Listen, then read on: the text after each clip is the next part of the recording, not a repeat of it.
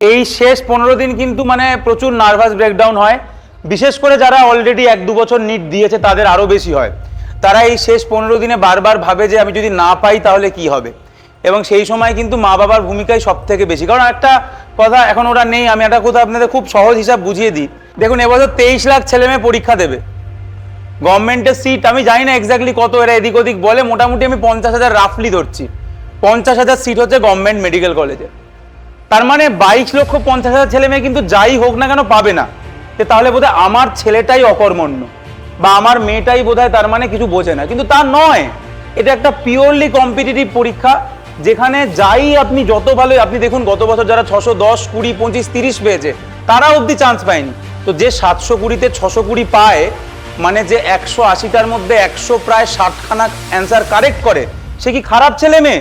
3 ঘন্টাতে যে 160খানা ঠিক উত্তর করে এসছে, তার মানে সে 160খানা ঠিক করেছে, মানে 640, আর 20টা নেগেটিভ হয়ে 620 পেয়েছে, চান্স পায়নি গত বছর।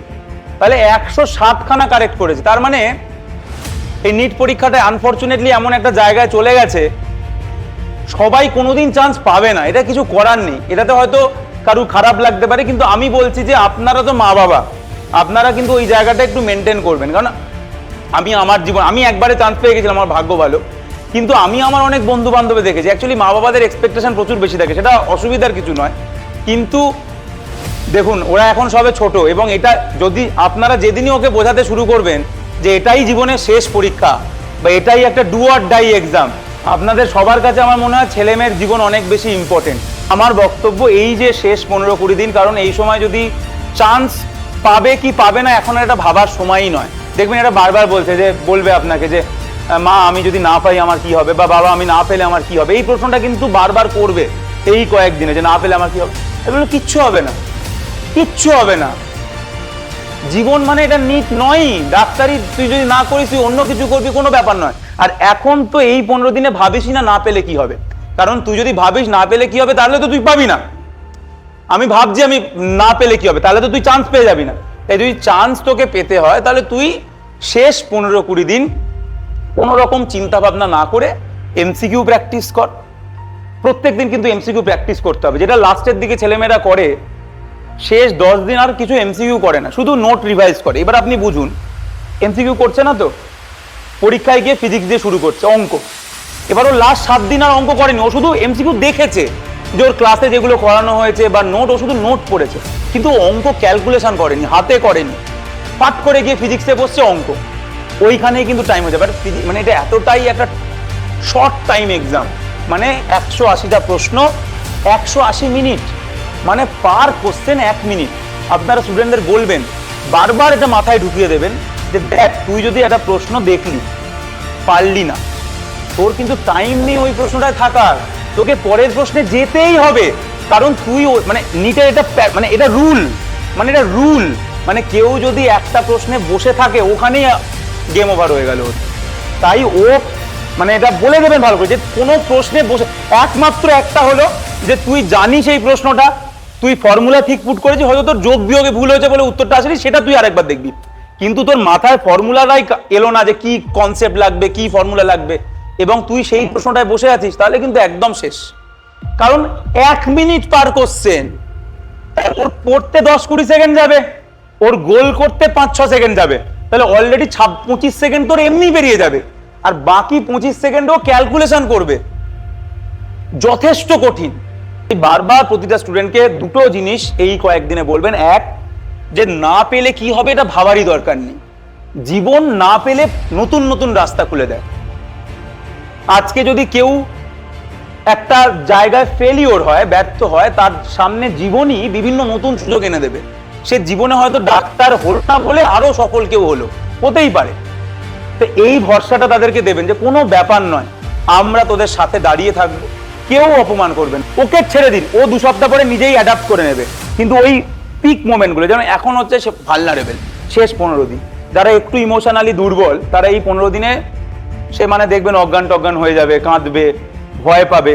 আর একটা হচ্ছে যাদের পরীক্ষা খারাপ হবে তারপরে, এই দুটো পিরিয়ড, মানে এই শেষ 15 দিন আর পরীক্ষার পরের 15 দিন, এই 1 মাস সব থেকে ক্রিটিক্যাল, এবং এই টাইমেই একজন মা বাবাকে কিন্তু পুরোপুরি সাপোর্টটা দিতে হবে সাইকোলজিক্যালি, মেন্টালি, এবং আপনাকে বোঝাতে হবে যে আমাদের কিচ্ছু যায় আসে না, তুই ডাক্তার হোস তুই না হোস, আমরা চাই তুই ভালো হ, তুই জীবনে শুধু কাজ করে যা, কাজ কর, অনেস্টলি কাজ কর, এইটাই তোর কাজ।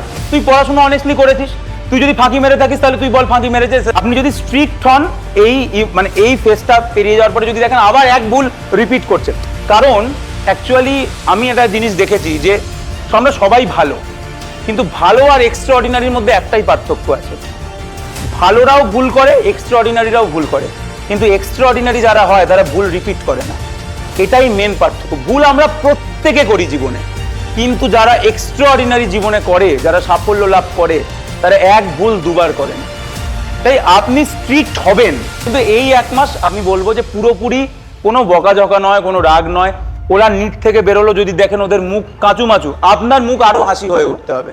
এবং প্লিজ আমি সবাইকে এটাই মানে প্রত্যেকবারই বলি যে স্টুডেন্টরা কিন্তু মানে যে কোনো ছেলে মেয়ে একমাত্র তার মা বাবার দিকে তাকিয়ে থাকে। একবার যদি তার মা বাবা বলে দেয় না যে কিছু যায় আসে না, ছেলেমেয়েরা আর কোনোদিন ডিপ্রেশনে যেতেই পারে না। বারবার বলি সব সময় খুব এই 15 দিন, পরীক্ষার আগের আর পরীক্ষার পরের 15 দিন খুব ইম্পর্টেন্ট। আর টেকনিক্যাল যে কথাগুলো বলার, যেটা আপনিও প্রতিদিন তাদের কানে কানে দেবেন, প্রতিদিন 2 থেকে 5টা যেন না ঘুমায়, 2 থেকে 5টা জেগে থাকতেই হবে, 2 থেকে 5টা একটা করে যদি পরীক্ষা দেয় খুব ভালো। এভরিডে একটা পেপার, আমি বলেছি ওদেরকেও বলা রয়েছে, প্রতিদিন 2টোর সময় বসে ওএমআর নিয়ে 2 থেকে 5টা অবধি পরীক্ষা দেওয়া, এবং তারপরে 5টার পরে কোনগুলো পারলো না সেগুলোকে অ্যানালিসিস করা। যদি দেখে যে আমার কোনো কনসেপ্টে গন্ডগোল আছে তাহলে সেটা পড়ে নেওয়া, যদি দেখে সিলি মিস্টেক হয়েছে তাহলে সিলি মিস্টেকটা নেক্সট দিন যখন বসবে পরীক্ষায় তাহলে মাথায় রাখবে যে আগের দিন কিন্তু আমি যোগ বিয়োগে ভুল করেছিলাম, আজকে করা যাবে না। আগের দিন আমি পুরো কোশ্চেনটা না পড়ার জন্য আমার ভুল হয়ে গেছিল, আজকে কিন্তু সেটা করবো না। ওইটা প্রতিদিন ইমপ্রুভ করবে সে, প্রত্যেক দিন। এটা একটা এভরিডে এমসিকিউ করে যেতে হবে, অঙ্ক প্রত্যেকদিন করতে হবে, ফিজিক্স কেমিস্ট্রি এমসিকিউ প্রত্যেকদিন করতে হবে, এনসিইআরটি বায়োলজি প্রত্যেকদিন পড়তে হবে, আর হাতে করতে হবে ফিজিক্স কেমিস্ট্রি এমসিকিউ, এটা প্রত্যেকদিন করতে হবে। ইভেন পরীক্ষার দিন সকালেও 30 মিনিট ফিজিক্সের অঙ্ক, সেটা ওর জানা অঙ্ক, ও করেছে, ধরুন 2 দিন আগে যে পরীক্ষাটা দিয়েছে ওটা খুলে একবার জাস্ট যোগ বিয়োগ গুণ ভাগ ক্যালকুলেশন করে নেওয়া, যাতে ওর ওই ফ্লোটা চলে আসে যখন সে 2টোর সময় পরীক্ষায় বসবে। কারণ ধরুন আগের দিন সকাল 10টায় করেছে, তারপরে 12 ঘন্টা 24 ঘন্টা করেনি, সেটাও নয়। সকালবেলা বেরোনোর আগে, এক্সাম সেন্টারে যাওয়ার আগে, বা কেউ আগের দিন, যাই হোক, মানে সকালবেলা আধ ঘন্টা ফিজিক্সের প্রশ্ন নিয়ে বসবে, সেটাও ভেবেই রেখে দেবে যে আমি সকালবেলা উঠে এই 10টা জানা অঙ্ক, আমি বলছি না অজানা কোনো কঠিন প্রশ্ন করবে, ও যেটা করেছে ওরকম 10টা প্রশ্ন করবে, জাস্ট ক্যালকুলেশনটা করবে, ওর ওই ফ্লোটা চলে আসবে, তারপরে ও পরীক্ষা যাবে। পরীক্ষার দিন সকালেও তোকে একটু ক্যালকুলেশন করে তারপরে পরীক্ষার হলে যেতে হবে। সবাই চেষ্টা করুন যতটা সম্ভব পাশে থাকা যায় এই 15 দিন, এবং পরীক্ষা যাদের খারাপ হবে খুব ইম্পর্টেন্ট তাদের পাশে থাকা।